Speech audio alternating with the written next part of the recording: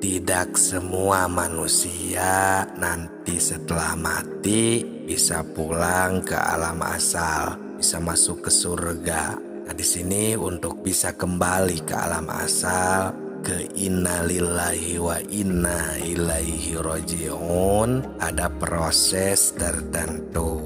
Yang pertama, kita harus tahu dahulu bagaimana proses kejadiannya. Assalamualaikum warahmatullahi wabarakatuh. Salam tilawah semesta. Untuk sahabatku, sahabat tilawah semesta semuanya yang telah berkenan meluangkan waktunya, kami ucapkan terima kasih. Dan bagi yang sudah like, menyukai, dan komentar, dan sudah subscribe, semoga berkah dan dilancarkan semua urusannya. Di sini tentunya kita harus berpikir terlebih dahulu, karena tidak semua manusia yang mati setelah itu bisa akan pulang ke alam asal. Innalillahi wa inna ilaihi roji'un. Tidak akan semuanya bisa. Nah, di sini untuk bisa kembali ke alam asal akan ada proses tertentu. Ini sangat khusus. Dan semakin kesini pembahasan di channel Tilawah Semesta ini juga akan semakin khusus. Maka dari itu kami memaklumi jika ada orang yang semakin meninggalkan channel ini, berarti itu emang bukan seorang pendaki dan pencari, tapi yang akan terus melirik, mempelajari channel ini adalah seorang pendaki, pencari ilmu kesempurnaan sejati, ilmu makrifat atau makrifatullah tingkat tinggi.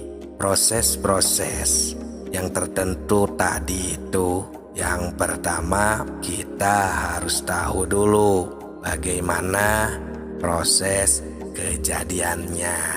Nah, di 2 video terakhir ini, sebelum ini proses kejadiannya sudah kami bahas. Untuk yang belum tahu tinggal cek videonya.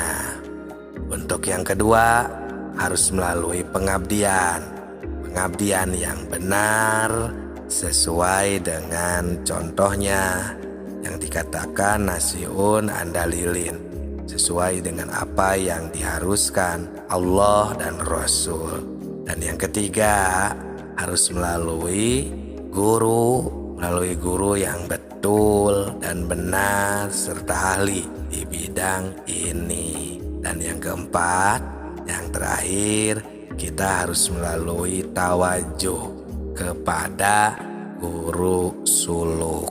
Nah, di sini sulit, sangat sulit. Jadi untuk mencapai ketingkatan ini, yang pertama kita harus mempunyai guru yang ahli di bidang ini, yang sering disebut guru mursyid, guru suluk. Yang kedua harus tekun belajar, tekun mengabdi, bersungguh-sungguh. Dan yang ketiga harus tuntas, jangan setengah-setengah, harus didorong dengan pengabdian yang benar, mengerjakan rukun agama, yaitu mengerjakan syariat dan mengerjakan hakikat Islam, terus mengerjakan hakikat Islam, dan yang terakhir mengerjakan makrifat Islam. Baru kita sempurna dan dijamin akan benar-benar bisa pulang ke alam asal. Nah, untuk bisa pulang ke alam asal itu tidak gampang, harus hati-hati. Nah, setelah Tuhan menciptakan hakikat Muhammad, melanjutkan video yang sebelum ini, itu kan di alam wahdat atau yang dikatakan johar awal.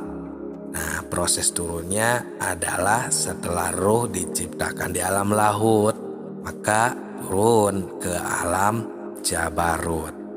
Untuk dalilnya, fa'al basahumullah ta'ala minuril jabarut, dan dibalut dengan cahaya jabarut. Di alam ini martabat martabat asma yang maha suci yang disebut dengan Nur Muhammad, yaitu yang maha suci memperlihatkan yang disebut asma Allah. Mulai turun istilah hakikat Adam, Narun, Tarobun, Hawaun, dan Ma'un, 4 unsur. Nah, kemudian turun lagi dari sana ke alam mulki dan dibalut dengan mulki. Lapisan keempat ini disebut ruh jasmani atau alam arwah, yaitu martabat roh atau arwah-arwah manusia yang belum turun ke alam dunia, yang harus dipersaksikan dulu kepada Allah, yang sebagaimana sudah kita bahas ya di video awal-awal di channel Tilawah Semesta ini. Di sini firman Tuhan ada di surat 7 atau surat Al-A'raf ayat 172 sampai 173. Tinggal dicek lagi saja ya di video awal-awal. Di sana diterangkan dan disimak saja.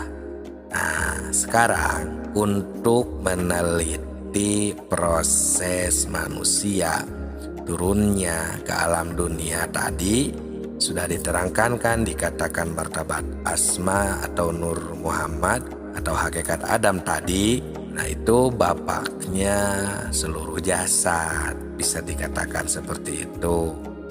Menurut para arif billah yang kami temukan di berbagai kitab, ya beginilah istilahnya seperti itu.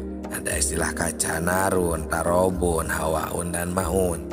Kaca narun turunnya ke alam dunia menjadi api. Kaca tarobun turunnya ke dunia menjadi bumi.